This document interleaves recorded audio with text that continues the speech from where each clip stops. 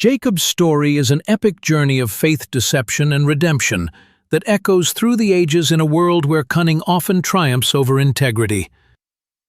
Jacob's life confronts us with uncomfortable truths about human nature and the divine plan. Have you ever wondered how God can use imperfect people to fulfill His purposes? Get ready for a narrative that will challenge your notions of justice and mercy as we explore the surprising origin of a chosen nation. Genesis 25:21 introduces us to a couple in distress. Isaac prayed to the Lord on behalf of his wife because she was barren.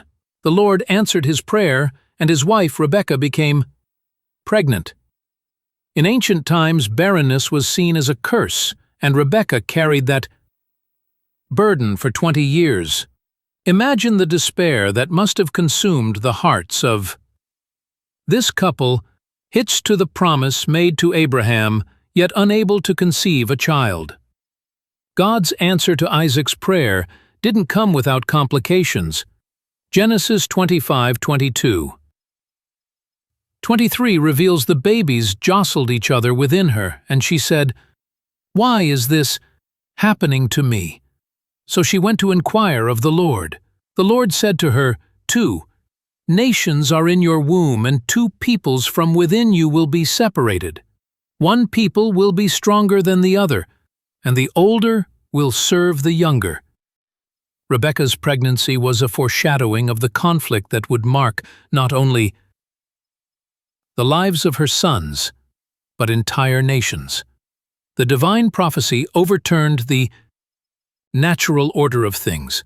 The older would serve the younger. From the womb, God was setting a pattern that would challenge human conventions. Genesis 252:24-26 narrates the dramatic birth. When the time came for her to give birth, there were twin boys in her womb. The first to come out was red, and his whole body was like a hairy garment. So they named him Esau. After this, his brother came out with his hand grasping Esau's heel. So he was named Jacob. Isaac was 60 years old when Rebekah gave birth to them. The contrast between the twins was evident from birth. Esau, the firstborn, was red and hairy, characteristics that foreshadowed his rugged and impulsive nature. Jacob, on the other hand, was born clutching his brother's heel, a gesture prophetic of his cunning and determined personality. As the boys grew, their differences became more pronounced. Genesis 25:27-28 describes, "The boys grew up, and Esau became a skillful hunter, a man of the open country, while Jacob was content to stay at home among the tents." Isaac, who had a taste for wild game, loved Esau, but Rebekah loved Jacob. Esau became a man of the field, skilled of the home. This division of personalities was reflected in their parents' preferences.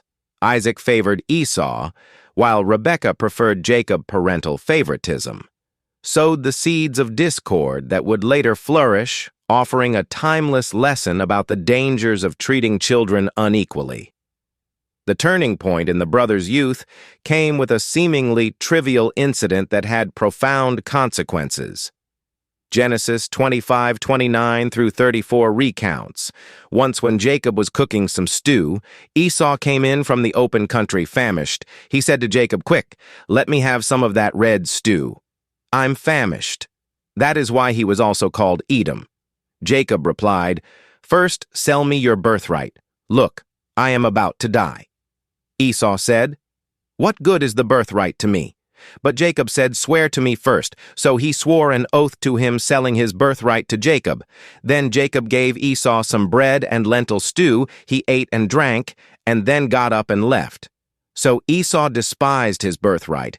This episode reveals much about the character of both brothers. Esau, impulsive and driven by his immediate appetites, was willing to trade his birthright, a position of great honor and responsibility in patriarchal society, for a meal.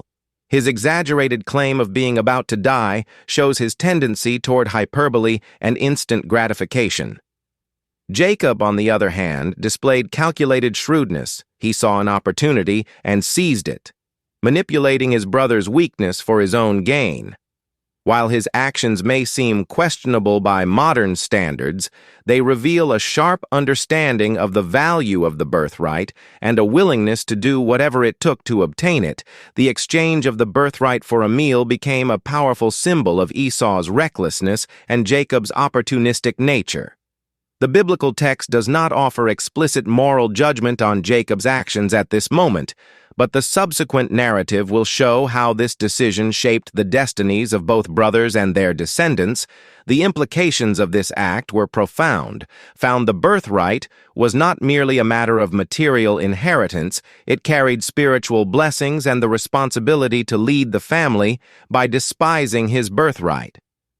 Esau demonstrated a lack of foresight and appreciation for the divine promises made to his ancestors. For Jacob, acquiring the birthright was only the first step in his journey to becoming the heir of God's promises. Though his methods were questionable, his determination to secure divine blessings would be a recurring theme in his life. This episode sets the stage for the future events in Jacob's life.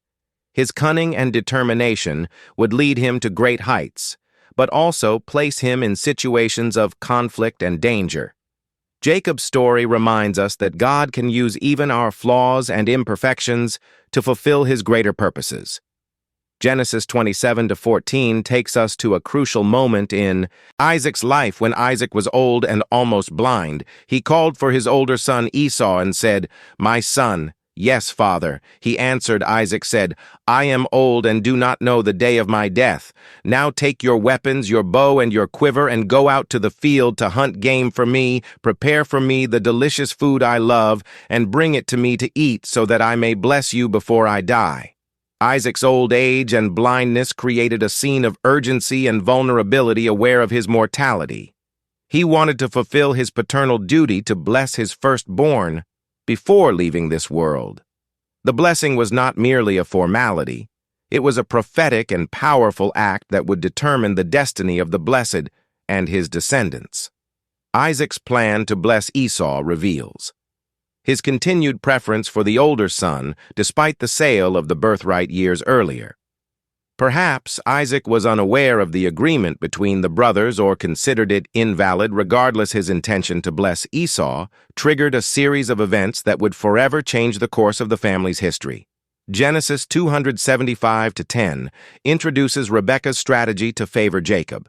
Now Rebekah was listening when Isaac spoke to his son Esau.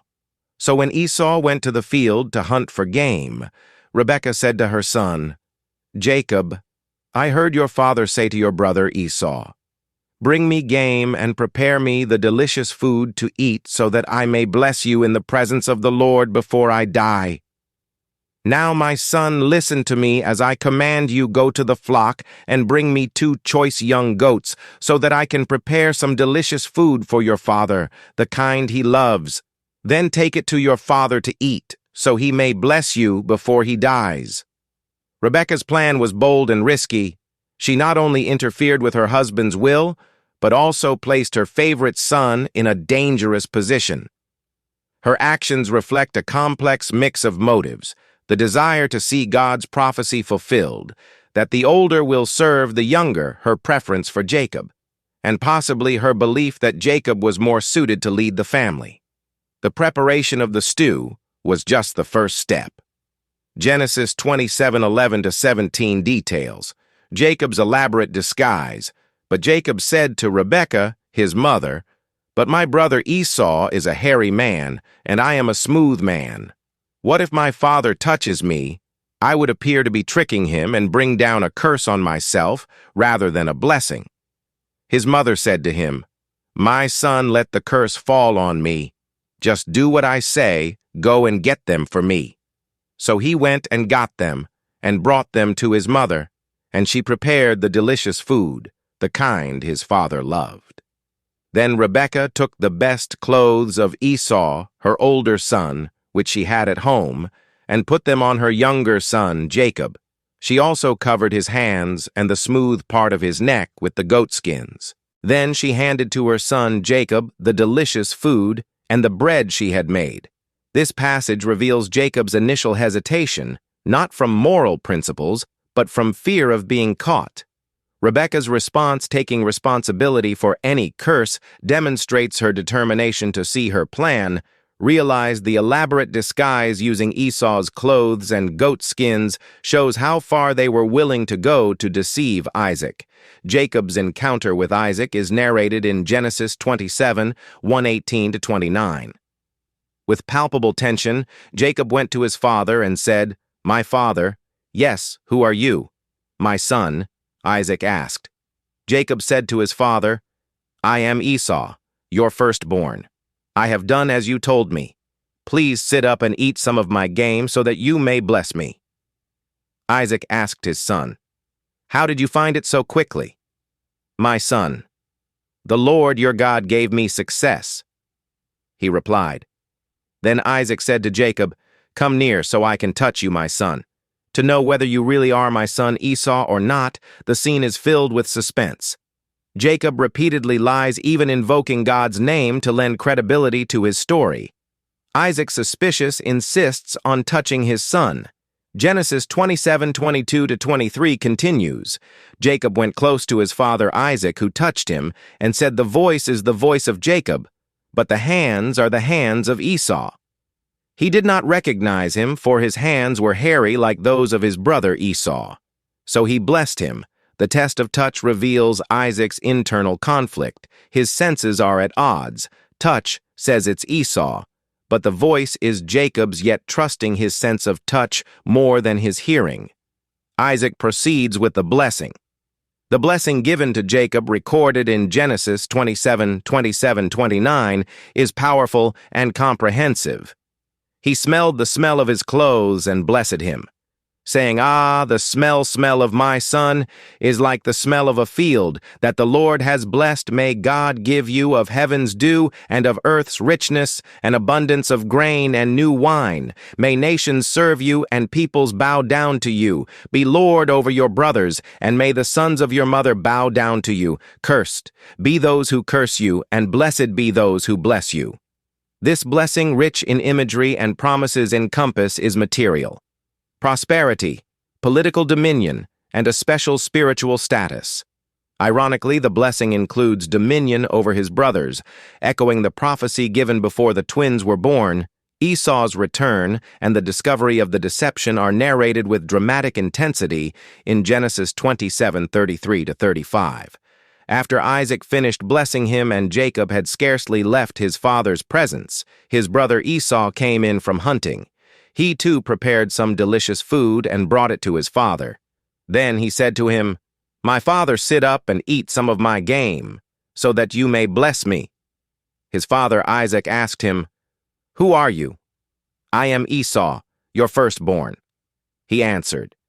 Isaac trembled violently and said, "Who was it then that hunted game and brought it to me? I ate it just before you came, and I blessed him, and indeed he will be blessed BL." When Esau heard his father's words, he burst out with a loud and bitter cry and said to his father, "Bless me too, my father." But he said, "Your brother came deceitfully and took your blessing." Isaac's reaction, trembling violently, reveals the shock and horror of the discovery. His declaration, "and indeed he will be blessed," indicates his understanding that the blessing once spoken could not be revoked. It was a prophetic word, not merely a paternal wish. Esau's despair is palpable. Genesis 27:36-38 captures his anguish.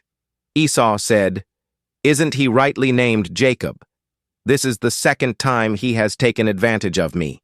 He took my birthright, and now he's taken my blessing." Then he asked, "Haven't you reserved any blessing for me?" Isaac answered Esau, "I have made him lord over you, and have made all his relatives his servants, and I have sustained him with grain and new wine." "So what can I possibly do for you?" my son Esau said to his father.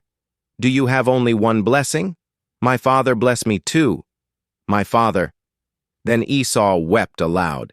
Esau's pain is deep, but it also reveals his previous lack of understanding about the value of the birthright. Only now does he fully grasp what he has lost. His plea for a blessing, any blessing, is touching. Isaac offers Esau a secondary blessing in Genesis 2:7-9-4.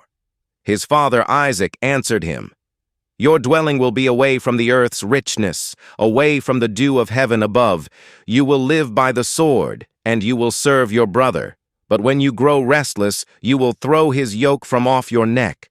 This blessing, in stark contrast to Jacob's, foretells a life of struggle for Esau and his descendants. However, it also includes a promise of eventual liberation from Jacob's rule. Esau's threat of revenge is immediate and serious. Genesis 27:41 reports, Esau held a grudge against Jacob because of the blessing his father had given him. He said to himself, "The days of mourning for my father are near. Then I will kill my brother Jacob." This plan for murder reveals the depth of Esau's anger and the imminent danger to Jacob. The situation demands swift action. Genesis 27:42-4 outlines Rebekah's plan for Jacob's escape. When Rebekah was told what her older son Esau had said, she sent for her younger son Jacob and said to him, "Esau is planning to kill you now. Then, my son, do what I say. Flee at once to my brother Laban in Haran. Stay with him for a while until your brother's fury subsides, when your brother is no longer angry and forgets what you did to him. I'll send word for you to come back from there. Why should I lose both of you in one day?" Rebekah's plan demonstrates her ongoing cunning. She not only protects Jacob from Esau's immediate wrath, but also ensures the continuity of the promised lineage. Her last statement suggests she fears not only for Jacob's life, but also for the consequences Esau would face if he killed his brother. Jacob's departure for Haran, narrated in Genesis 2815, marks the beginning of a new chapter in his life.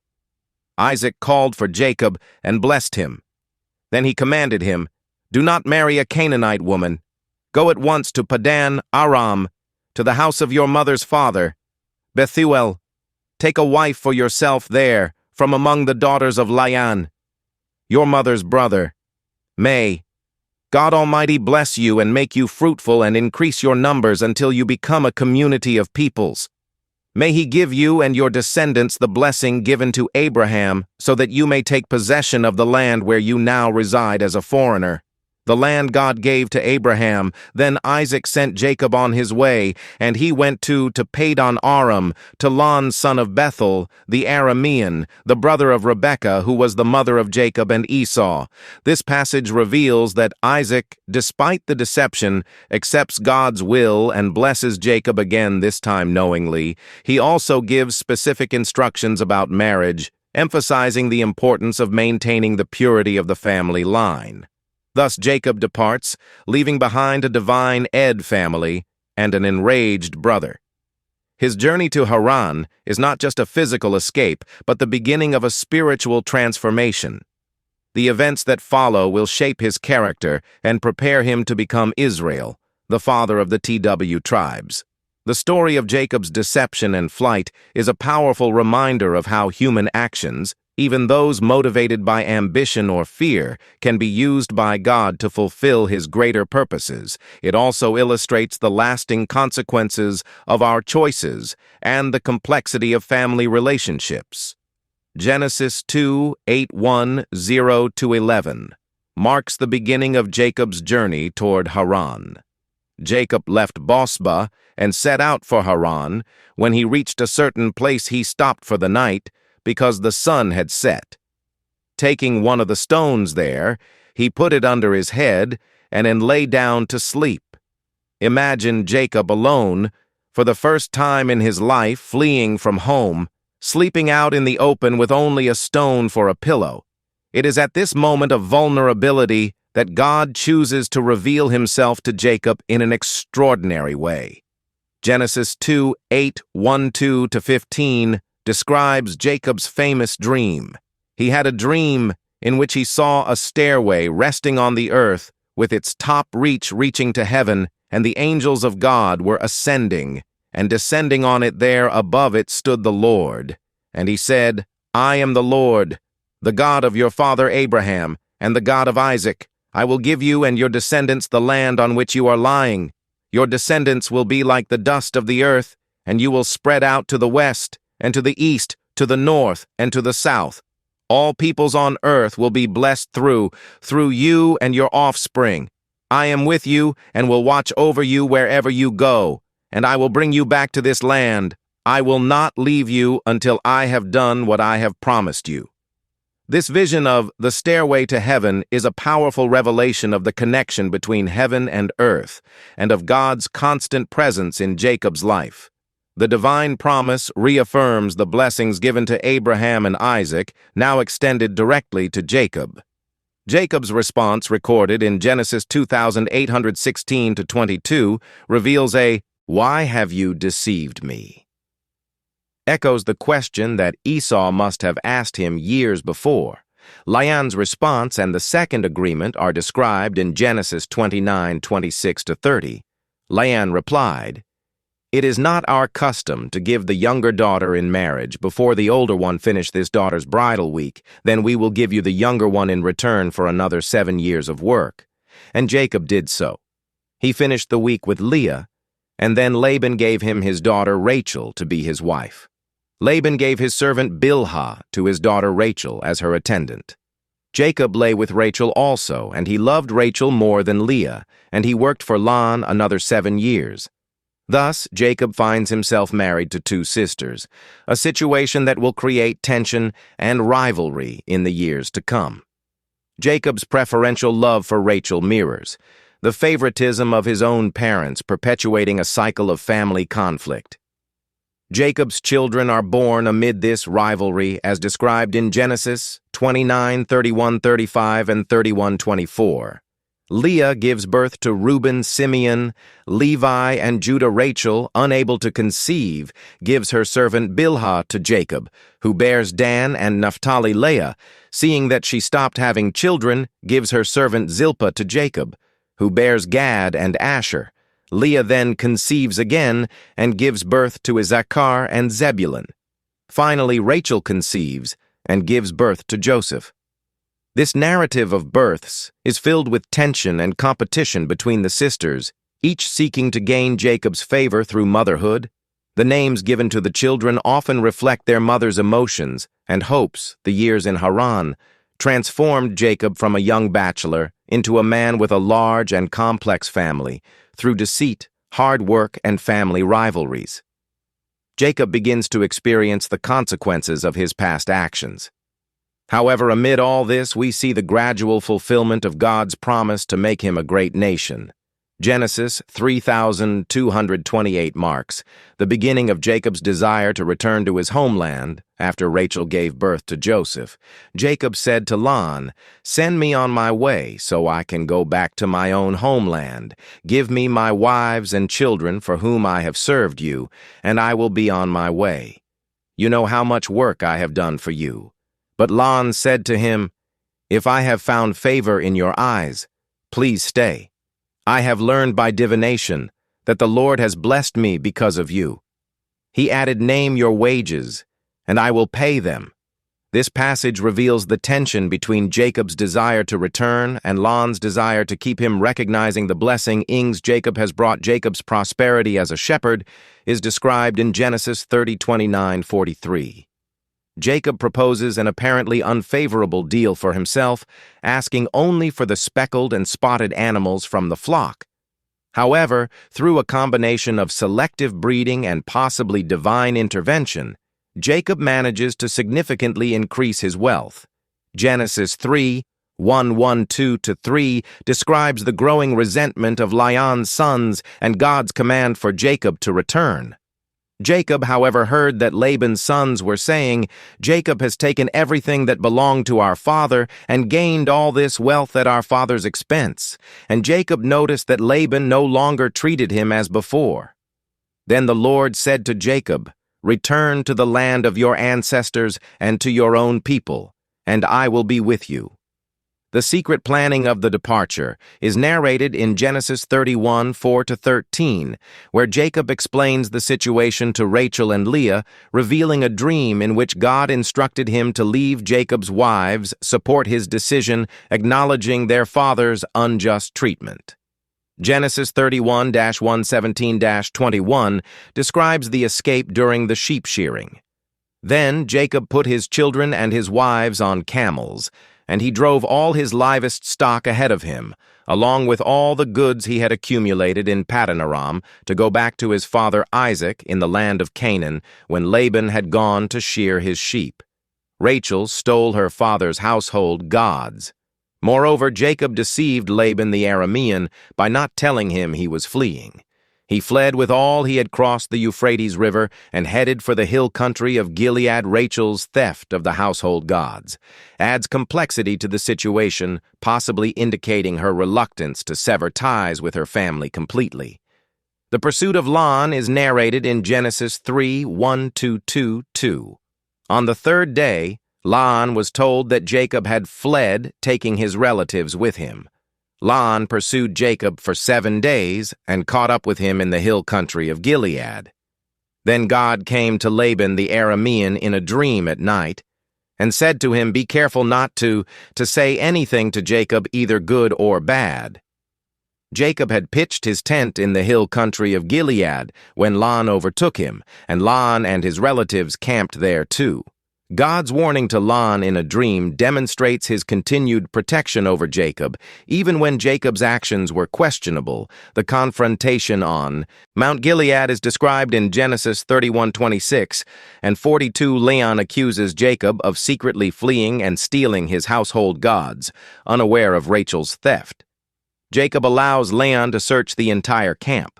Rachel, sitting on the gods, deceives her father by claiming she cannot get up because of her menstrual period, preventing him from searching where she was sitting. Jacob then expresses his frustration over Laban's treatment over the years for 20 years. "I was with you. Your sheep and goats did not miscarry, nor did I eat rams from your flocks. I did not bring you animals torn by wild beasts. I bore the loss myself, and you demanded payment from me for whatever was stolen by day or night. The heat consumed me in the daytime, and the cold at night, and sleep fled from my eyes. It was like this for 20 years. I was in your household. I worked for you 14 years for your 2 daughters, and 6 years for your flocks. And you changed my wages 10 times. If the God of my father, the God of Abraham, and the fear of Isaac had not been with me, you would surely have sent me away empty-handed. But God has seen my hardship and the toil of my hands, and last night he rebuked you." This passionate speech reveals Jacob's sense of injustice and his belief in divine intervention on his behalf. The covenant between Jacob and Laban is established in Genesis 3, 1-4-3-55. They set up a heap of stones as a witness to their agreement not to harm each other. Laban calls the heap Jagar Sahadutha in Aramaic, while Jacob calls it Galad in Hebrew, both meaning heap of witness. Genesis 31:55 marks their final separation. Early the next morning, Laban kissed his grandchildren and his daughters and blessed them. Then he left and returned home with this farewell. A significant chapter of Jacob's life comes to an end. He leaves Haran no longer as a young man, but as the patriarch of a large and prosperous family. The encounter with angels at Mahanaim is briefly mentioned in Genesis 32, 1-2.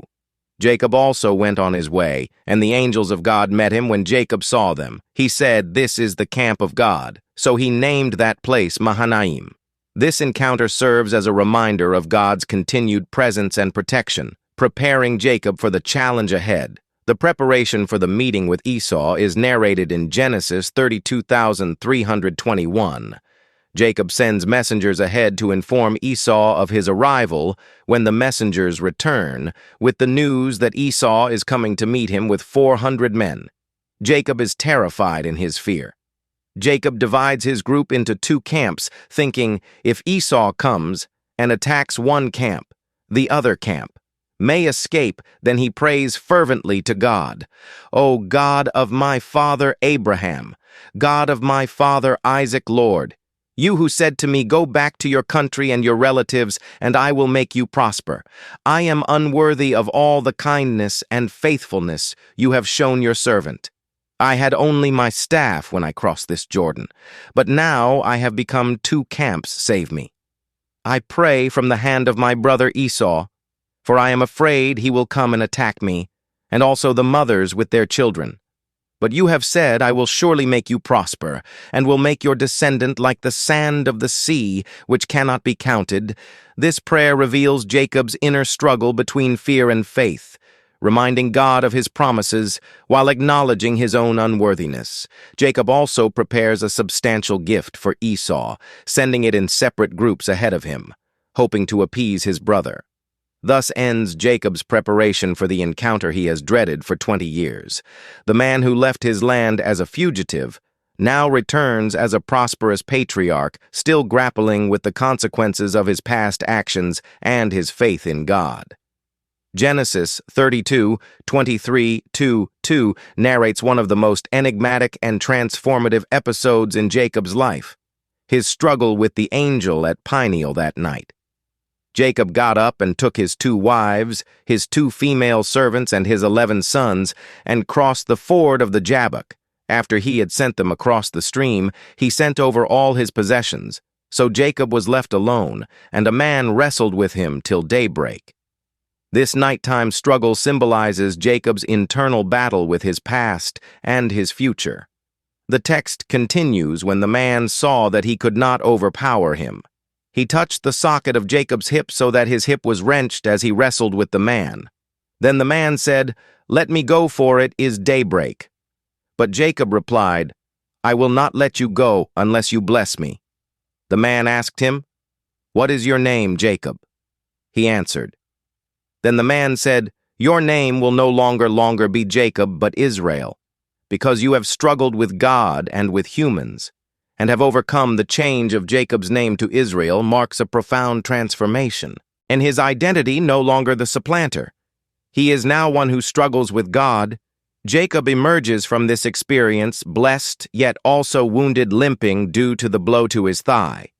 This physical injury serves as a constant reminder of his encounter with the divine. The long-feared meeting with Esau finally occurs in Genesis 33 on 1-1. Jacob looked up and saw Esau approaching, and with him were 400 men. So he divided the children among Leah, Rachel, and the 2 maids. He put the maids and their children in front, Leah and her children next, and Rachel and Joseph. Last he himself went on ahead and bowed down to the ground 7 times as he approached his brother. Jacob's cautious approach, bowing 7 times, demonstrates his submission and desire for reconciliation. However, Esau's reaction surprises everyone. But Esau ran to meet Jacob and embraced him. He threw his arms around his neck and kissed him, and they wept. This moment of reconciliation is powerful and unexpected. Esau's embrace and tear show that time has healed. Old wounds, the dialogue that follows, reveals the generosity of both brothers. Jacob insists that Esau accept his gifts, saying, "Please accept the gift that was brought to you, for God has been gracious to me and I have all I need." After this emotional encounter, the brothers part amicably. Genesis 33:16-17 states that day, Esau started on his way back to Se. Jacob, however, went to Soko, where he built a place for himself and made shelters for his livestock. That is why the place is called Soko. Jacob's establishment in Soko, and later in Shem, marks the beginning of a new phase in his life. Genesis 33:18-20 says, "After Jacob came from Paddan Aram, he arrived safely at the city of Shem in Canaan, and camped within sight of the city. For 100 pieces of silver he bought from the sons of Hamor, the father of Shem, the plot of ground where he pitched his tent. There he altered and called it El Elohi Israel." However, Jacob's newly found peace is shaken by the incident involving his daughter Dinah, narrated in Genesis 34. Dinah, the daughter Leah had borne to Jacob, went out to visit the women of the land when Shem, son of Hamor, the Hivite, the ruler of that area, saw her. He took her and raped her. Dinah's violation by Shem triggers a series of tragic events, although Shem falls in love with Dinah and asks to marry her Jacob's sons. Particularly Simeon and Levi plot revenge. They deceived the Shechemites into agreeing to circumcision as a condition for the marriage. And then while the men are recovering from the circumcision, Simeon and Levi attack the city, killing all the men. Jacob's reaction to this massacre is one of horror and concern. Genesis 34:30 records, "Then Jacob said to Simeon and Levi, 'You have brought trouble on me by making me a stench to the Canaanites and Perizzites, the people living in this land. We are few in number. If they join forces against me and attack me, I and my household will be destroyed.'" After this traumatic incident, God instructs Jacob to go to Bethel. Genesis 3:5-2. 3 shows Jacob leading his family in an act of spiritual purification. So Jacob said to his household and to all who were with him, "Get rid of the foreign gods you have with you, and purify yourselves and change your clothes.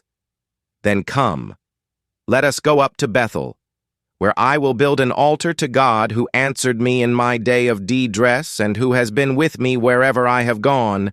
In Bethel, God reaffirms his promise to Jacob and confirms his name. Change to Israel. Genesis 35:11-12 says God said to him, "Your name is Jacob, but you will no longer be called Jacob. Your name will be Israel." So he named him Israel. And God said to him, "I am God Almighty. Be fruitful and increase in number. A nation and a community of nations will come from you, and kings will be among your descendants. The land I gave to Abraham and Isaac, I give to you, and I will give this land to your descendants after you." On the journey from Bethel to Ephrath, Rachel goes into labor. Genesis 35:60-20 narrates, "Then they moved on from Bethel while they were still some distance from Ephrath. Rachel began to give birth and had great difficulty. And as she was having great difficulty in childbirth, the midwife said to her, 'Don't despair, for you have another son.' As she breathed her last, for she was dying, she named her son Ben-Oni, but his father named him Benjamin. So Rachel died and was buried on the way to Ephrath.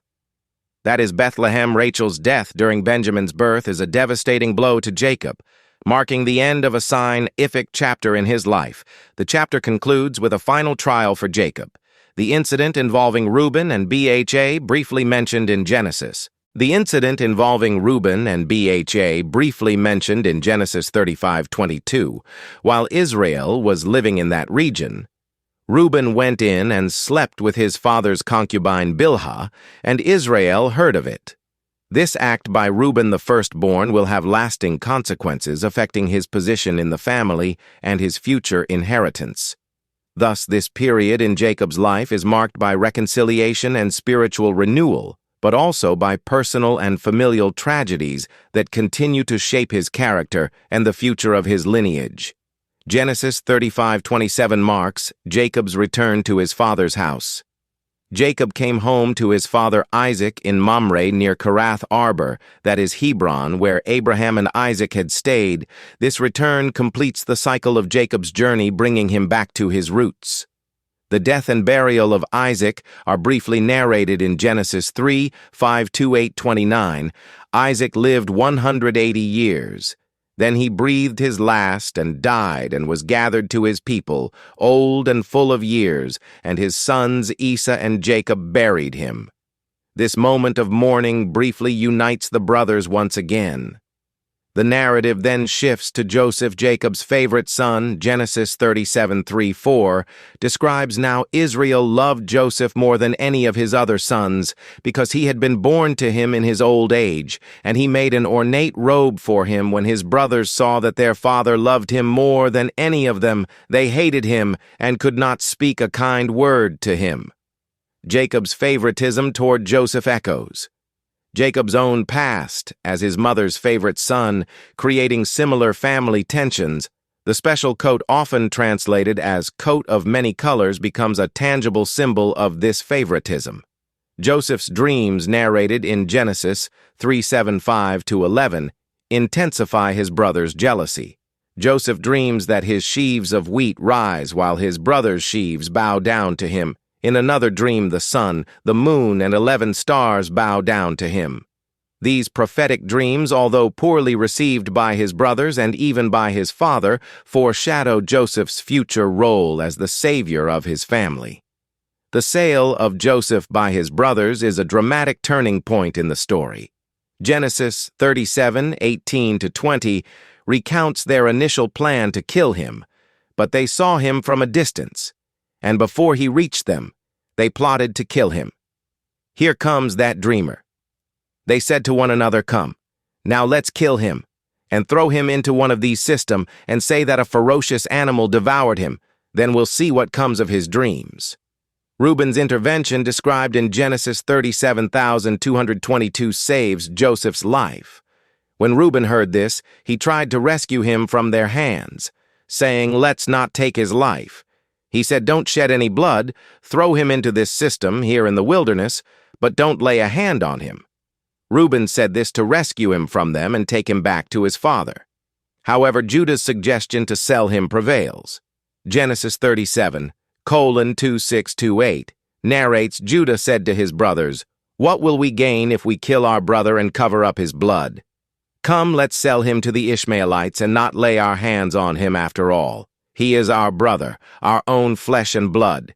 His brothers agreed. So when the Midianite merchants came by, his brothers pulled Joseph up out of the cistern and sold him for 20 shekels of silver to the Ishmaelites, who took him to Egypt. The deception of Jacob's sons is detailed in Genesis 37:33,133. Then they got Joseph's robe, slaughtered a goat, and dipped the robe in the blood. They took the ornate robe back to their father and said, "We found this. Examine it to see whether it is your son's robe." He recognized it and said, "It is my son's robe. Some ferocious animal has devoured him. Joseph has surely been torn to pieces." Jacob's intense mourning is poignant. Genesis 37:34-35 describes, "Then Jacob tore his clothes, put on sackcloth, and mourned for his son. Many days all his sons and daughters came to comfort him, but he refused to be comforted. No, he said, I will continue to mourn until I join my son in the grave. So his father wept for him. The years of sadness and mourning for Joseph are a dark period in Jacob's life. Unaware of his beloved son's true fate, he lives with deep pain that even the rest of his family cannot alleviate. The narrative then moves to a time of famine in the land of C. Genesis 421-2 recounts.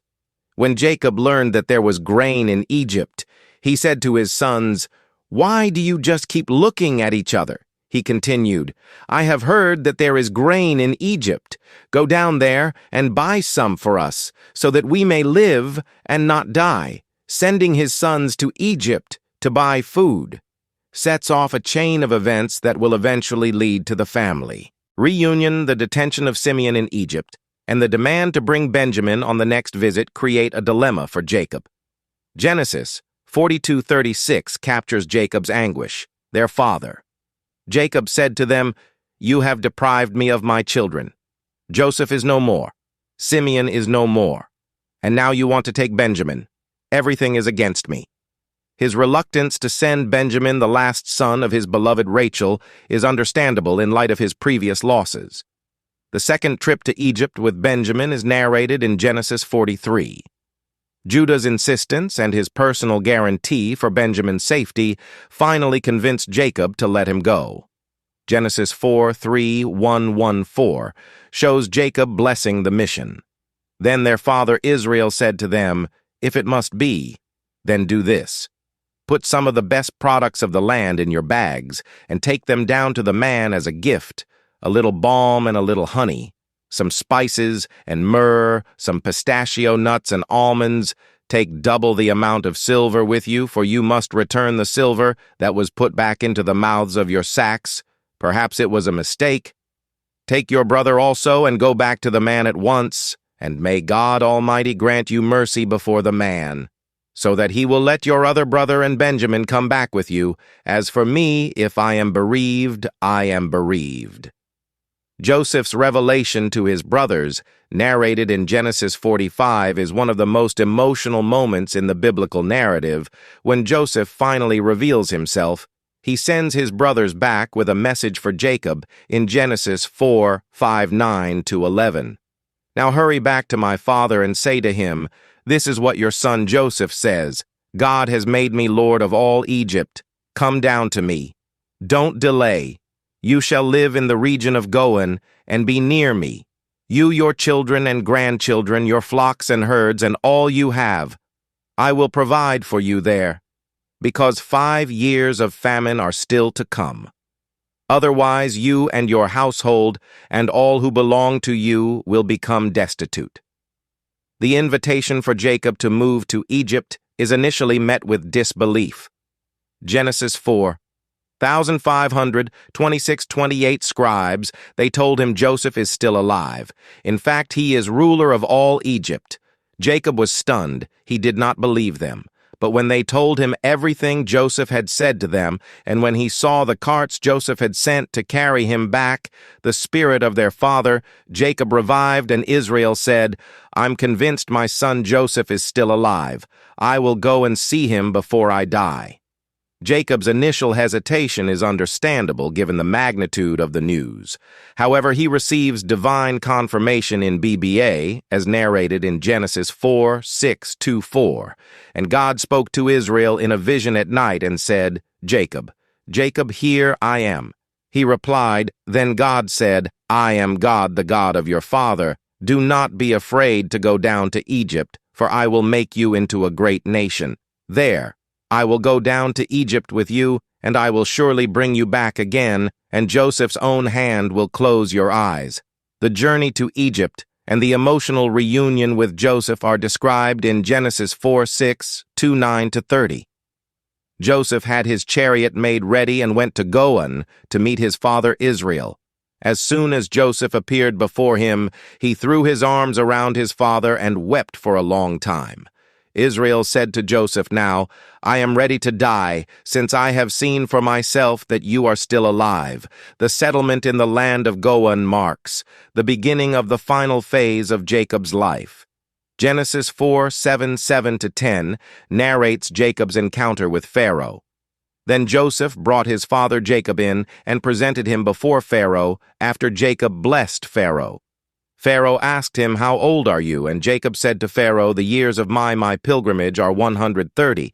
My years have been few and difficult, and they do not equal the years of the pilgrimage of my fathers.' Then Jacob blessed Pharaoh and went out from his presence. The last 17 years of Jacob's life in Egypt were a time of relative peace and prosperity. Genesis 47:27-28 summarizes, "Now the Israelites settled in Egypt in the region of Goan. They acquired property there and were fruitful and increased greatly in number. Jacob lived in Egypt 17 years, and the years of his life were 147. Jacob's final blessings are recorded in Genesis 48 and 49. He adopts Ephraim and Manasseh, Joseph's sons, as his own, elevating them to the status of tribes in a reflection of his own story. Jacob crosses his hands as he blesses them, giving the younger Ephraim the greater blessing. The prophecies for each of Jacob's 12 sons narrated in Genesis 49 are rich in symbolism and meaning for Israel's future as a nation. Each son receives a blessing, or in some cases, a rebuke that will shape the destiny of his tribe. Jacob's instructions for his burial are clear and emphatic. Genesis 49:29-32 records. Then Jacob gave them these instructions. "I am about to be gathered to my people. Bury me with my fathers in the cave in the field of Ephron, the Hittite, the cave in the field of Melah near Mamre in Canaan, which Abraham bought along with the field as a burial place from Ephron, the Hittite there. Abraham and his wife Sarah were buried there. Isaac and his wife Rebekah were buried, and there I buried Leah." Jacob's death and the national mourning in Egypt are described in Genesis 4933:53. When Jacob had finished giving instructions to his sons, he drew his feet up into the bed, breathed his last, and was gathered to his people. Joseph threw himself on his father and wept over him and kissed him. Then Joseph directed the physicians in his service to embalm his father Israel, so the physicians embalmed him, taking a full 40 days. For that was the time required for embalming, and the Egyptians mourned for him 70 days, the grand funeral and burial in the cave of Empala, narrated in Genesis 5:07-13. Mark the end of Jacob's earthly life, but not the end of his legacy. His life marked by struggles, deceit, loss, and reconciliation stands as a test to God's faithfulness and the complexity of the human experience. Jacob's journey shows us that God can use even our failures and struggles to fulfill his purposes. What lessons have you drawn from the life of this patriarch? How does Jacob's story relate to your own journey of faith? If this video touched your heart or made you reflect, don't keep it to yourself. Share it with someone who could benefit from this message. Jacob's story reminds us that transformation is possible for all of us. Did you enjoy this content? Then don't forget to subscribe to the channel and turn on notifications, so you won't miss any of our upcoming videos about biblical characters and the life lessons we can learn from them. Remember, just as God worked in Jacob's life, he wants to work in your life too. See you in the next video. Please subscribe my YouTube channel, Africa Bible Stories by Ofosu Johnson.